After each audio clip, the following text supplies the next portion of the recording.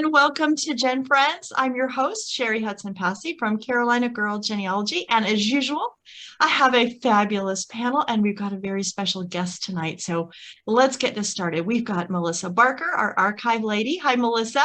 Hello, everybody. Good to have you. So always good to have you here. We've got Laura Hedgecock, Treasure Chest of Memories. Hey, Laura. Hi, everyone. So good to have you. It's always good to have you guys. I always love your smiling faces. It just gets me going. So, what are we going to talk about tonight? We've got Mary Kircher Roddy from MKR Genealogy. Hi, Mary. Hey there. Good to have you here. Great to be here. Mary's always good about picking out things. She's so smart. She's like, I will go research more. I will go research more Mary. There we go. And we've got Shelley Murphy, our family. Hello, everybody from Virginia. Hi, Shelley. So good to have you too. Now, we have a very special guest, and this is Connie Knox. And Connie is the host of Genealogy TV, which you can find on YouTube, and we will have a link on the blog post and on our YouTube channel when this comes out. But Connie, I'm sure you've all listened to before, who gives some wonderful tips and instruction on genealogy, had a fabulous event happen. I think it's something that all of us as genealogists would love to have happen to us. And that is being able to find something old that was hidden, being able to return it back to the family. And so you got that opportunity to do that with a marriage certificate recently. And it was everywhere. Yes, I did. This was kind of a crazy story, and thank you for having me, by the way. You're so welcome. Yeah, I was just sitting at home watching the news and happened to see a story about this marriage certificate that was found in the back of a painting in a thrift shop not far from here. And I was like, what? Yeah, and exactly. I was wait a minute, I think I'm the only professional genealogist in all of southeastern North Carolina, so I think I'm gonna just ask for more images. And because the image that they were showing, they had posted it on Facebook and they were asking for help trying to find the family, and they wanted to give this marriage certificate back. I can show you a picture of the marriage certificate if you want to see it. Fabulous. Yeah. Yes. All right, let's see if I can get this going here. Whoops, almost hit the wrong button. You're still there, right? Oh, yes. Oh, yeah. I almost left the meeting. So this is the marriage. This is the marriage certificate. It is dated. Ultimately, we figured out it was dated 1872. It was really hard to read at first, and especially, you know, the reporter who managed to get a copy of it for the news story said it was 1875. That's a whole other conversation. I can't really zoom in on this, I don't think. But if you look really close, what looks like 1875 is actually 1872 ultimately. So I decided to call the thrift shop. Actually got a hold of the Facebook page first and then contacted them through the Facebook page. And got the director over there, Carmen Smith, and she was awesome. She immediately sent me her cell phone number and started sending me pictures. Wow. And so let me see if I can get this to fire off. So I got her to send me some close-up pictures of these of different parts of the document, because I wanted to see. I know you can't see that very well, but you know, that's the 1870, what looked like 1875, but it's actually 1872. And until we got a hold of it in person and saw it for real, we didn't realize that was the actual date. So I started doing research, and you know, lo and behold, I was able to figure it out after about 3 days. And actually half of that, because I wanted to write a proper report for this. I wrote, you know, a research report, and so that was really half the time, because it really wasn't that hard. The thing about that marriage certificate is the news report said that they had the first names, they couldn't read the last names, but when I got these better close-up copies, I could see the last names were William DeWorth or DeWort. We weren't quite sure at the time. And Catherine or Katie, K-A-T-E-Y, Katie Havey, H-A-V-E-Y. And so I started clickety-click. It said Bordentown, New Jersey. The first thing I did, as a genealogist, the first thing you do is what county is that in, right? So Google told me that it was, the county that it was in. And so I just started going to town. I did some research on both Family Search and on Ancestry. And the first clue actually came to me in the World Tree at Family Search. I went, oh, okay, wait a minute. I think I found them. And then I went back to Ancestry and did some more, kind of targeted research. And so I kind of started digging in. And here I'll let me show you another quick slide here. So let me share this screen. While you're doing that, I was thinking, that's a lesson that we all need. Always look at that original, and don't just assume what somebody else. Don't assume what somebody else says about a document. Look at it and look at all the different things that you found were different than what the newspaper was reporting. Amen. And, we have to research forward and backwards. We have to research not only upward, but downward. In this case, descendancy research was important because I needed to make sure that I had a direct descendant. And this is the couple right here. I realize you probably can't see it because I can't zoom in. But we can see it good. Yeah. All right, so we come down this line. This turns out to be the great-granddaughter's mother. And so ultimately I find her, but then, we got to make sure that we have the right person. So I did a lot of, I don't know what you want to call it. I call it anti-research. I wanted to make sure that I had I like that term. That's a good one. I like that. Making sure I had the right person. So I kind of went a little crazy for a good day, making sure that I had the right couple, and ultimately found Irene, who I actually found several descendants, but most of them were such an offshoot, but Irene was a direct descendant. And I looked at her profile. There's another tip for you. Look at the profile of the person and see when the last time they were logged in to Ancestry. Absolutely. And Irene had been pretty active on there. Plus, here's what a real clue for me to pick Irene was she had all the pictures of all of the family where nobody else. Yeah, that tells you a lot. Yeah. A lot of other people may have had a couple of the pictures, but you could see the originator was Irene. And so I went, okay, those pictures were handed down through the family to her. So she must be a direct descendant. So then I reached out to her through Ancestry messaging system. Please, God, answer, please answer. And ironically, what she told me later was that she hadn't been on in a while, but she was thinking about researching another line and just happened to go in and check messages 2 days after. Oh, there's never any just happened in genealogy. No, I don't think so. There's never any just happened to. Yeah. So questions, comments so far? Mary's got a comment. Well, I had a kind of a similar experience. I was trying to track down, I call it bagging a live one. So you find the living descendants. Right. And this is probably one of the first live ones I bagged. And I found this woman's obituary, and it was the person I ultimately contacted was her grandmother.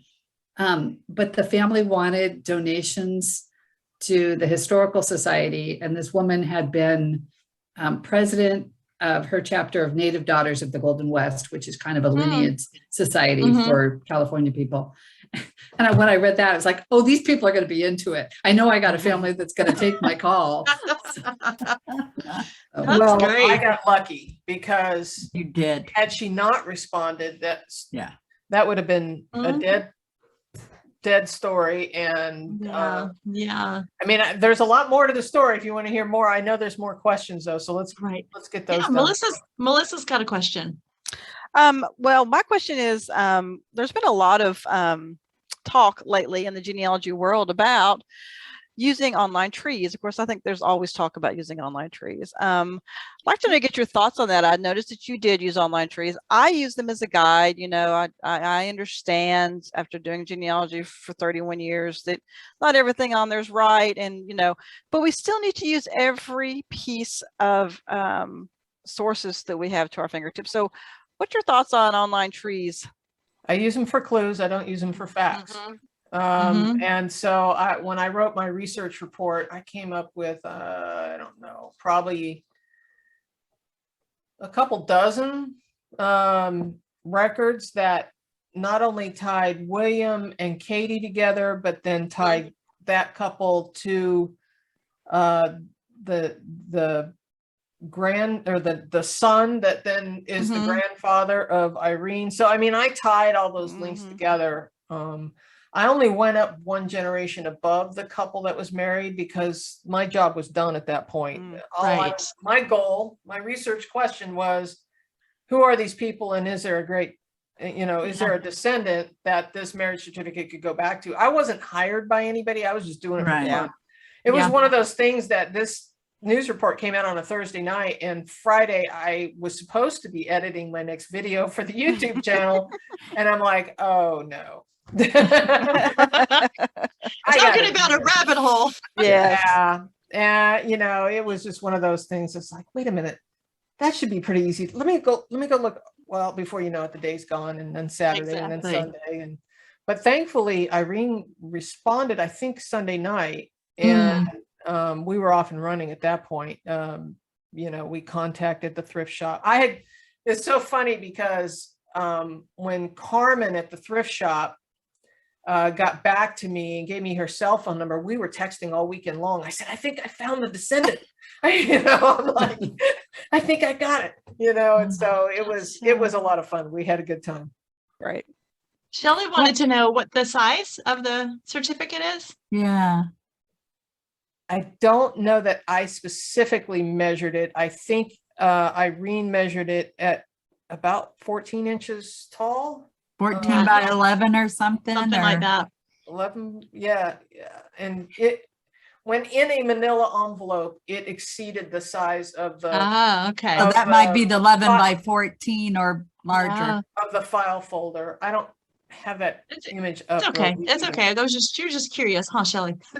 Well, I was curious. I had donated one to the Jefferson marriage certificate around that same time that one is, with the picture and that it had 10 photos stuck in it and stuff. Oh, wow. And quiet as it should be, I knew I couldn't pay out the money to have that preserved. So I donated to the museum and they went all over it. And somebody in the community donated the money to have it preserved because it was an African-American couple that was getting married. And I think it was 1875 or something like that, but it was huge. And it was like, and I thought, this thing is going to get destroyed. I have it just sitting in the closet, you know, the whole 9 yards. And I looked at that, but they're so interesting with those pictures. And I don't understand the, you know, like the one you had, the picture that's there. I mean, is that a company that was putting those out, you know, like selling these certificates? And I had questions about the company, you know, as far as who put that. Yeah, I can tell you that the size of that is 10 by 13. We can talk later about how I know that. So I believe this to be a form, obviously, that is filled out because a lot of this script is you know, boilerplate stuff, and then they fill in William D. Worth, and then they filled in Katie Havey, which you can barely see right there. Right. They filled in New Jersey, and Bordentown is up here. And then one of the keys to this whole thing, let me go to the next slide again, was the witnesses.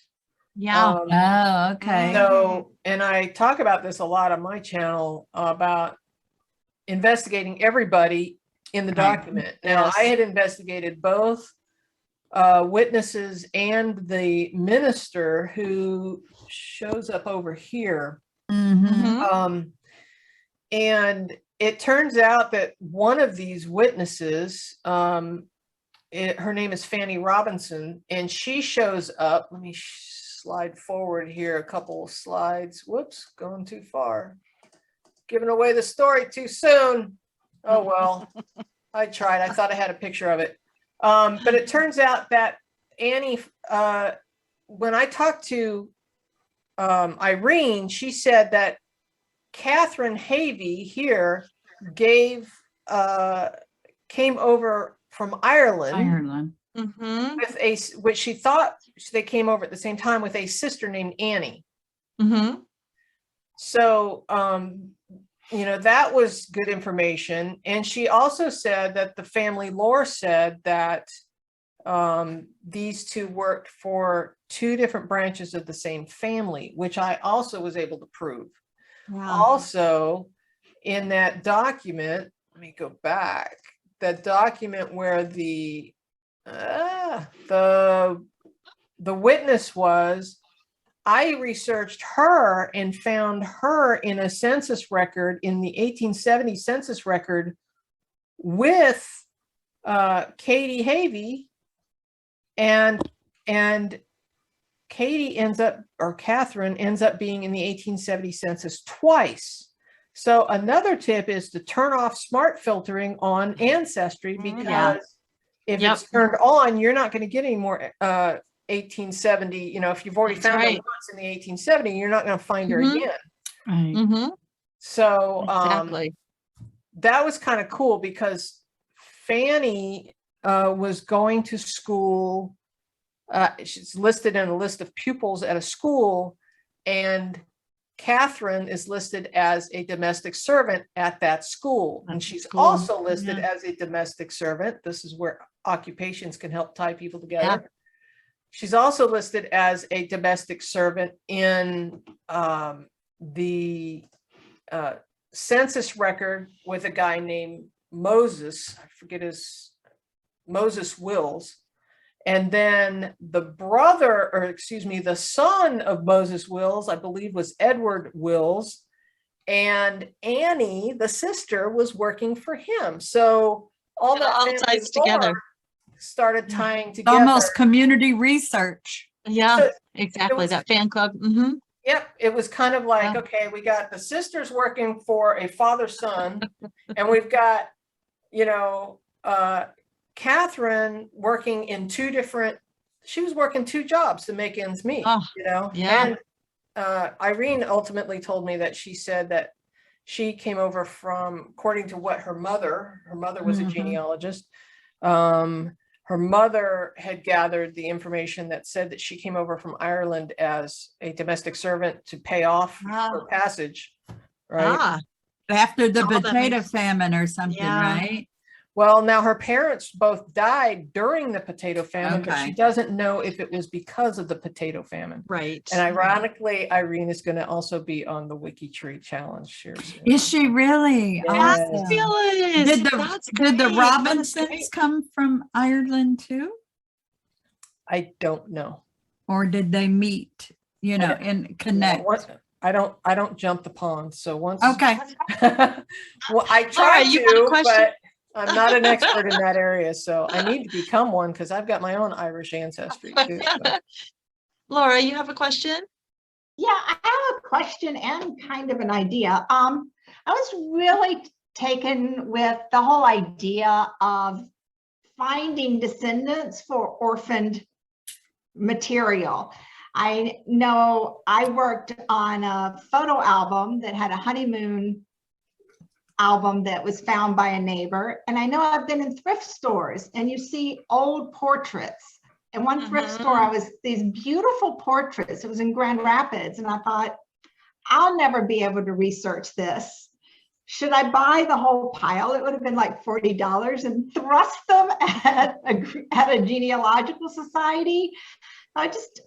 I really wonder what we as a community can do to encourage people to do what you did and find a home for these records that are, that people want, that they can find them. So I wondered what your ideas about that is, about how we can, because not everybody has all the expertise you have, but a lot of us can do a lot. Like what I found, I didn't find all the descendants, but I set up a tree on Ancestry with all their names, and the pictures were all public domain. So I put all the photographs in that. So if their descendants are looking for them, there are things to be found. So I was just wondering what your thoughts are about that in general, not just this one certificate, but anything that we find that's 50, 70, 100 years old at a flea market or a thrift shop. Oh, I think this is a thing now. I mean, I've gotten so many emails and comments from people saying, hey, I've got the same situation, or hey, I got this bag full of photographs from a thrift shop. And they're, the trick is, if you're going to do that, is we need to analyze each one of those photographs. We need to decide whether those photographs are grouped together, or are they 3 different families in this pile of photographs. So it could become a lot of work. I'm not saying don't do it. Yes. But I know a gal who just recently picked up a bag full of photographs, and she determined there were 3 families in there. And some of that information was written on the back. It's one photograph, and she could look at one photograph and realize this other photograph was the same person. So that goes in that pile. And then, so she's doing the same thing. And then I had another gentleman from, I think it was Australia, wrote me the other day and said that he found a wallet full of, a bunch of stuff. I mean, there's just, it's amazing what's kind of coming out of the woodwork. There's another guy that I heard about, I think it was on Extreme Genes, that does nothing but returning old medals, war medals to people. So, I mean, it's a popular hobby. It's a fun hobby, and boy, it's rewarding too, because I have to tell you, when we responded to, I'm going to share the screen. I don't think I'm still sharing, am I? No. No, you're not at the second. So the national media picked it up, and once we got back to the news department, then there's been, oh my God, a flood of people. This is the crew from Inside Edition. They have not, so fabulous. they have not put out that story yet. From what last I heard, they are doing more interviews in Bordentown, New Jersey. I don't exactly know who they're interviewing up there, but because the Bordens come out of Kent, England. I'm sorry? The Borden family actually originates out of Kent, England, coming into Jersey, into Virginia and Massachusetts, other places. Well, the NBC affiliate, the ABC/CBS affiliate was there. I was there with my cameras, and Inside Edition were there when she got the certificate. And when she got the certificate, she was finally, after hours of interviews and everybody, she finally received it. And it was great. It was really good. It was good.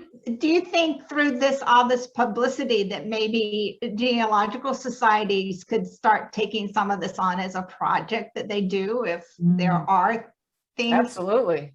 They want to do it. If they've got the volunteers that want to do it. They've got the volunteers. Yeah. A lot of those genealogical societies, I know the one here in town, they have their own archives. So I don't know that they'd want to be returning anything, because they want it for the archives. Right, right. And so. Oh, okay. I guess I wasn't thinking of that exactly the same, whether you're returning the physical thing but you're making it available to descendants one way or another once they're digitized. Right. Right.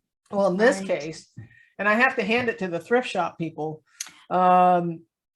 These guys were awesome. And so, their whole mission, as a lot of these thrift shops, is either, some sort of charity. In this case, it was a domestic violence shelter. Right. Right. Yeah. And so I made Three sure of them, wasn't it?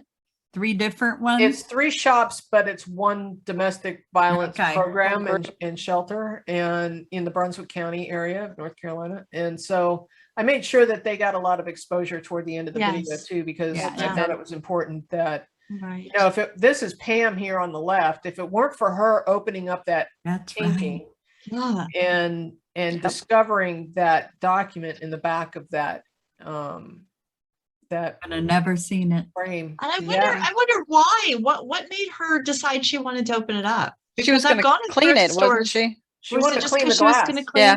Oh, She the was gonna glass. clean it. I gotcha. Okay. All right. But then Okay. also a lot of like, I'm going through some old photos here at the house, and a lot of times people put more than one thing in a frame. Yep. My absolutely. grandmother used to do that. My grandmother did Especially if too. it was oversized.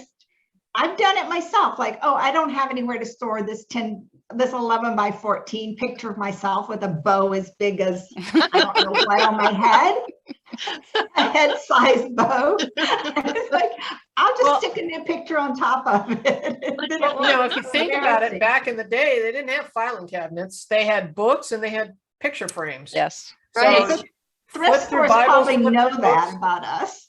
Yeah. I inherited all of my grandmother's photographs, and a lot of them she had framed and on the walls of all of us grandkids. And Mhm. so that was me from the very beginning. I teach people as a teacher, you know, Yeah. to look behind every photograph. Well, when I got my grandmother's framed photographs, she had all the grandkids.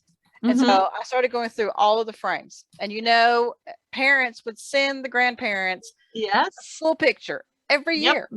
Yep. And every one of those frames was Yes. every one of Yep. our school pictures from kindergarten to our graduation picture, which was showing through Yeah. the glass. So Uh, that was very interesting to have. It was Yeah. all in the frames. Yeah. My grandmother did the exact same Yeah. thing. My I don't mom know did the same thing with all of us and the grandkids. Okay. Well, I'm curious. I'm sorry. Go ahead. Go ahead. My grandmother rotated pictures and sizes of pictures according to who was coming to visit. So whenever my sister and I were there, our 8 by 10s were up on the mantelpiece, and my cousins were just wallet-sized pictures, like underneath the side table by the couch. Like, they're that's just an funny. afterthought. Grandma love you best. It wasn't until she was really, really sick with breast cancer, and I went to visit her, and my cousin's pictures were up by her pillow, and I'm like, what? That's I funny. love That's it. hysterical. That's the So- personality of grandma. Yeah, exactly. So we don't have any idea how a New Jersey certificate got placed behind a picture and then ended up. I mean, I understand people move all the time, but there's no story. We haven't figured that In out North yet, right? Carolina. We have a Yeah, theory. how did we have a theory? We Oh, have a okay. theory. Good. Oh, So the theory is that Irene's grandfather, who would have inherited this marriage certificate and picture, when he died, all of his stuff was sold. mm-hmm. And so there was very little that was handed down. And so Mhm. Irene thinks that at the time of his death, basically it was, a giant estate sale. And so somehow it made its way. Mhm. And the donor of this picture was anonymous. They just dropped it off at the front door of this place. And so Yeah. there's no telling who they Yeah. got. If that person had ever come forward, Mhm. then it would be, you would think, with the Washington Post. I mean, this thing is Oh, you picked would up think by it- AP and UPI. I mean, it's Yes. national press. You would think that maybe, and especially the local news, which is Yes. probably a local person who dropped this Mhm. off, might have seen it. But no, so far we haven't heard anything. But But That would be helpful. the photo that was in front of it, wasn't it a dog and a little girl? yeah, I don't know if And I'm just wondering if she was taking it apart to clean it up, but also to sell the frame. I don't You know have- what I'm saying? Because Yeah. that looked just like a piece of paper. It didn't look like a photo of a dog and a little girl. It looked like, you know, those, what do It's they a call print. them? The print. Yeah. Just a print. And it was a dog and a little girl. I want to think she said that was dated 1889, the print. Oh my goodness. But it's Oh, the not an picture of the original. dog and the girl. Hmm. Oh, wow. Interesting. But it's not an Huh. original. No, Oh. no, no. It I didn't have look- a question for all of y'all. So, mm, would people at that date in 1889, would people have had to be very well-to-do to have cameras or photograph, you know, or did they go to formal sittings to get those kind of Well, photos? I think that wasn't a photo, right? You said it was a print. Not a photograph. It was Yeah, a it was print. just It was a it's print. print. of a painting. Okay. I see. Okay. Yeah, I mean, I can try and find it for you. But I wonder, that's the same question though. Would you have had to have some money to even buy that print and then frame it? Mary? Well, I mean, I have photos of couple of photos of my grandmother at like age 2 and probably Mhm, age 4. mhm. Oh, wow. I They have were no idea. not a wealthy family by any means. I think my okay. great grandfather was a saloon keeper, so there would be a photo studio that would do it. I don't know how much they cost, but I don't think they Right. could have been too much. It was, I mean, there's not like snapshots that. Yeah. Well, I was number Yeah. 5, so there weren't very many Right. of me, but the older siblings, there's tons of. Mm. And yeah, like 3 of me. So coming back, Connie, just for people that are new, and I think Cheri started some of this, but the first thing you did from when I watched your video Oh, there it was, is. see, yeah, there it is Yeah. first thing you did was examine the actual document. And then did you build the tree first, or did you just start digging the surnames on Ancestry? Or what was that very next step after you looked at the document? The very first thing I did was find out what county we were talking about. The very second thing I did was transcribe the document. Yeah. Mhm. Got Yeah. it. So important. So important. Yes. Yep. And that, that document's so simple. I mean, it was super easy. But it's to transcribe. time, it's names, and it's location. Mhm. You Mhm. know, and then you start asking the questions, and that's my summary of what genealogy is. It's time, location, and asking questions. Well, Good. I teach a lot, and Yeah. the students that I teach, a lot of times I will say, okay, you need to transcribe that document. And they're like, I'm like, you guys, it's not that hard. And That's it's the so clue. important, especially a will. Oh my Oh, gosh. yes. If you transcribe a will, you will pull out details you never saw on the first 10 Exactly. times you read it. Right. Mm-hmm. And use Word dictation to transcribe it, and you'll be done in about a half an hour. Then you got to go back and clean it up a little bit, Yeah. but you will Yeah. get all the words on the page. Sure.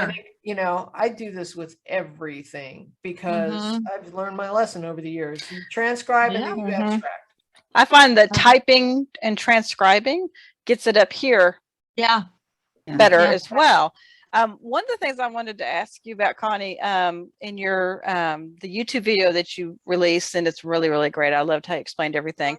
Thank you. But, and correct me if I'm wrong, but I believe you all or Irene talked about the groom, William, Uh-huh. and his occupation. Uh-huh. But did she not say he was a ventriloquist and a Yes. circus performer?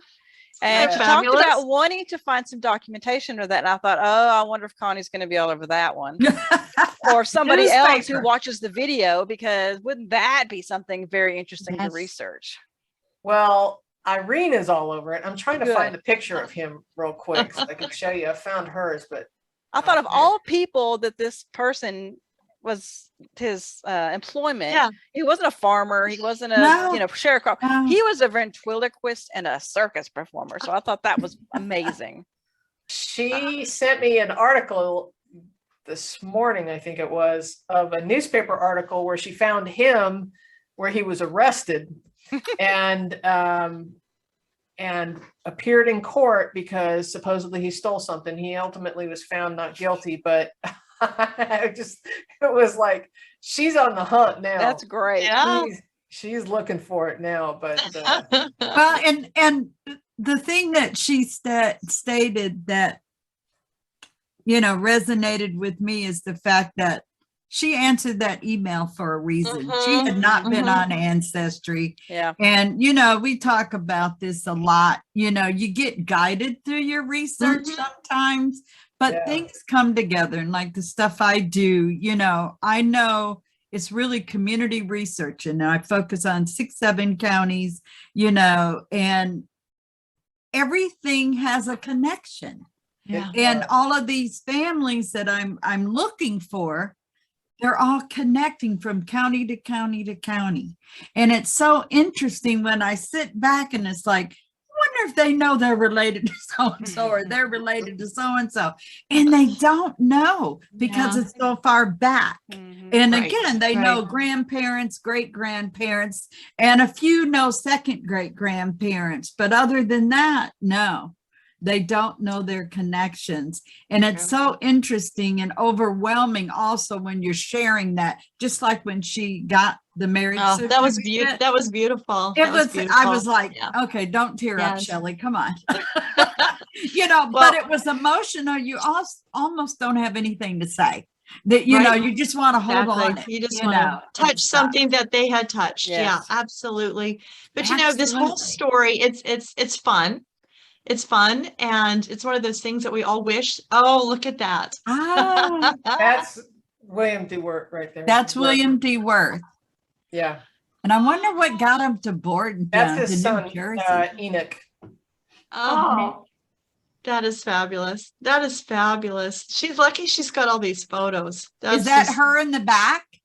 That is, I think Irene's mother. It would be it would be grandmother. I forget what she told me. Okay. Oh, That's a great story. And we needed to hear something like this so much during these times right now. Exactly. You know, something feel good and stuff, you know, and, it makes people want to do more. Exactly. And I was going to say, there's so much we learn from this, you know, as Connie goes through, and I want you all to watch the video. We'll have the link.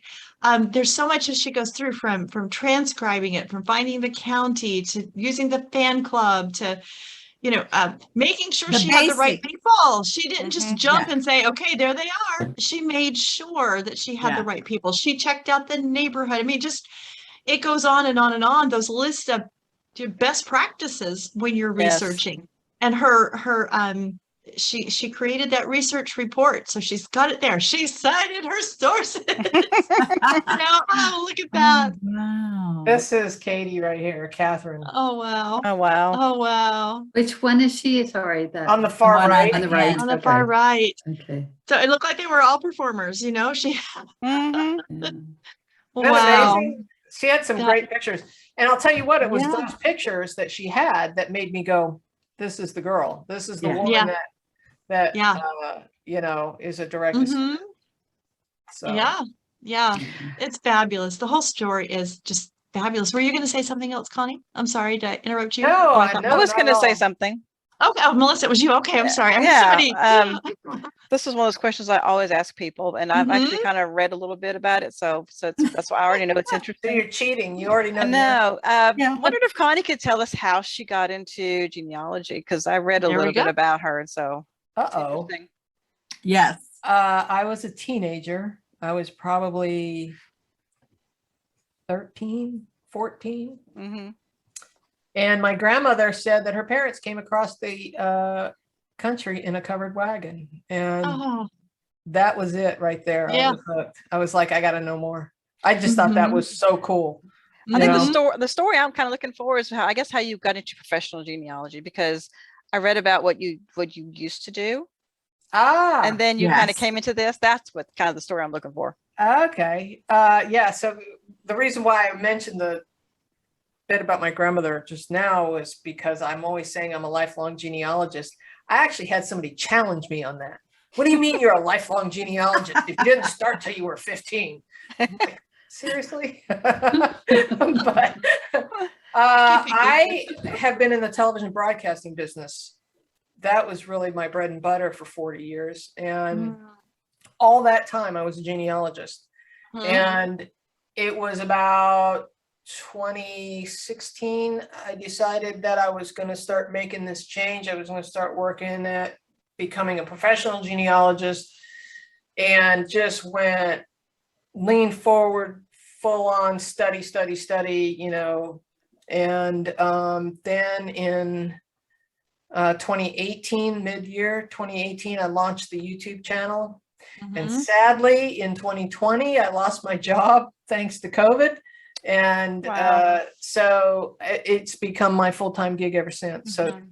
did that answer your question, It Melissa? did. And I want to say, I love her YouTube channel. If you're not Yes. watching Connie Right. Yes, on it's good. YouTube, go Yeah. watch her. Her videos are different, but in a good way than a Oh. lot of the other genealogy shows. Well, they're very professional. You're making Yeah, me I wonder blush, why. you guys. They're very professional, but they're just so down to earth. It's like she's one Mhm. of us. And so, you Mhm. know, and I love that about it. And so kudos to you. I really enjoy Thank your you. channel. Thank you. Talk about getting down to earth. The other day I did a video with no makeup on. It was the weekend. I was in my Life is Good t-shirt. I said, I don't care. I'm going to do this video. But Well, and that just makes everybody just, you know, want to watch you because you Thank are you. down to earth. And so, you know, Well, they're comfortable speaking. Yeah. yeah, absolutely. Thank Comfortable you. listening as somebody speaks. When they're comfortable, then I you think- make everybody else comfortable. So having I 40 watched, years behind the scenes in television broadcasting and being a director and a producer and, you know, all of that behind the scenes stuff, editor and all the rest of it, mhm. has taught me a lot. And it really gave me a huge leg up in getting the Mhm. YouTube. I mean, everything from promotions to how to put together a good story, you Sure. know, all Yeah. of that. So I feel very fortunate. And, you know, I keep saying it's like a marriage made in heaven, because I love producing video. I love genealogy. You got anything else? Absolutely. Yeah. Absolutely. Nice. Absolutely. Well, does anybody have any questions? Is there something about the video that we really should have talked about that we didn't? We're going to put that link on because I want everybody to watch it because it is fabulous. It's just like I said, it's a feel-good genealogy story, and it's a great teaching tool. It's almost like you want to show it to a beginner class. Yes. It's like, watch what she did. This is what you need to do. And that's my thing. That's the whole goal of that channel, is to teach. And so I'm trying not to tell any stories just for the sake of telling a story, because my whole intention with this from the start, once I realized I might have something that might be good for the YouTube channel, was like, I'm not just going to tell the story. I got to tell how I did it, because that's what my jam is. That's what I do. So Absolutely. Absolutely. yeah. You did it perfectly. It's great. It was so much fun. It was so much fun to watch. Well, So much it's fun. interesting. I watched her and Nika Smith from Ancestry Per Se and the Freedmen Bureau, you know, their big release and everything. And you two were just going at it. I mean, it was just great. You know, the questions, the bouncing back and forth, and it was almost like, I want to say y'all planned that whole thing, you know. No, not really. But I know. a lot of- I think it was just the natural, because she has a background in communications and stuff Sure. like that. Yeah. So you two just, it looked very comfortable for both of you. And your questions were very honest to her as far as, you know, asking questions as I'm going to say a regular person, but it was great. So I would Well, I'll definitely tell you recommend what. it. I don't pull any punches. If I don't know something, I'm like asking. In fact, I was editing. I'll give you a spoiler alert. I was editing a video today with Judy Russell, the legal genealogist. Mhm. My buddy. And Yeah. there was a couple times I'm like, oh, really? I didn't know that. You know, so I don't care what I don't know. I'm asking those questions also on behalf of the audience. I was just Sometimes going to already say know the the same answer. thing. Yeah. That's right. If we don't know it, they probably don't either. And if we've got a question, they've probably got the same question. So there's no dumb questions. And That's you how we don't know if learn. it's a new person or an experienced, and it shouldn't even Exactly. matter, because if No. it's an experienced person, you're trying to tell them, you know, you might want to rethink how you're doing it. And let's go back to the basics here and try it this way, this, that, and other. So well appreciated work out there, Yeah. definitely. Yeah, I appreciate it. Yeah. Well, I thank do. you. Thank you so much for coming See- on and talking to us. I'm turning red. You guys are making me blush. Well, You're I'll great. applaud you for Genealogy TV. So Exactly. It's great. fabulous. It's fabulous. So thank you so much for coming on, and panel, thank you so much for your wonderful thoughts and questions. And everybody watch this video, click on that link and watch it and learn something, and let us know, have you ever rehomed something? Have you ever found something and Rehome. rehomed it? Yeah, exactly. That was a good one. Gotten it back to where it belonged, to its family. We'd love to hear that. We'd love to know that. So put it in the comments. And with that, we will say goodbye, and we'll see you next time on GenFriends. Bye, everybody. Bye. Bye-bye.